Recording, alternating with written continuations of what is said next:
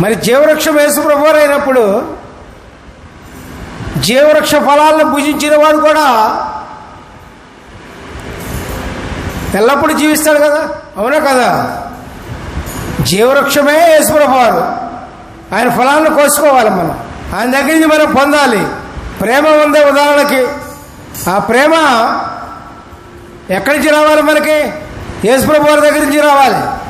ప్రేమ అంటే కాలేజీలో, హై స్కూల్లో ప్రేమించుకునే ప్రేమలు కాదు, కపటం లేని ప్రేమలు, నిష్కపటం ప్రేమలు. దానిలో దేవుని ప్రేమ ఎట్లా ఉంటుందో అట్లాగే దేవుని నుంచి వచ్చిన ప్రేమ కూడా, దేవుని దగ్గర నుంచి మనం పొందే ప్రేమ కూడా అదే విధంగా ఉండాలి. అదే నిజమైన స్వచ్ఛమైన ప్రేమ అంటే. అటువంటి ప్రేమను మనం నేర్చుకోవాలి. ఆ ప్రేమలు లేకే కుటుంబాలు శిథిలమైపోతున్నాయి. ఆ ప్రేమలు లేకే కుటుంబాలు విడిపోతున్నాయి.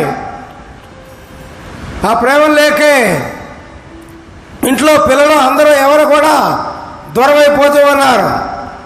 సమాధానం, సఖ్యత, ఆ ప్రేమ లేకే సమాధాన జీవితం రావటంలా. సమాధానం, సఖ్యత జీవితం కావాలి అంటే దేవుని దగ్గర నుంచి ప్రేమ మనం పొందాలి. ప్రేమ లేకపోతే దేవుని బిడ్డగా ఉండటానికి అవకాశం లేదు ప్రియులారా. దేవుని దగ్గర నుంచి మనం నేర్చుకునేది ఏంటి ప్రియులారా? ప్రేమ. అందుకని దేవుడు ప్రేమ స్వరూపి అని వ్రాయబడి ఉంది. ఆయన రూపం ఏంటి? ఆయన ప్రేమ మామూలుగా మన రూపంలో ఆయన ఈ లోకంలో జన్మించాడు, కానీ ఆయన మొత్తం కూడా ప్రేమే.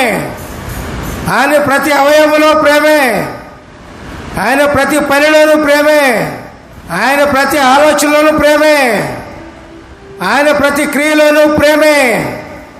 అందుకని లోకంలో అనేకమైన అద్భుతాలు చేశారు జీవించి ఉండగా. ఇప్పుడు నిరంతరం కూడా చేస్తూ ఉన్నాడు. కాబట్టే ప్రియులారా ఆయన ప్రేమ స్వరూపి అన్నారు. దేవునికి స్తోత్రం. ఆయన ప్రేమ ఇంత అంత అని కాదు. ఆయన ప్రేమ కొలవడానికి కొలబద్దలు లేవు. ఆయన ప్రేమను కొలవడానికి ఏదీ లేదు ప్రియులారా. అటువంటి మహాప్రేమ దేవునిది.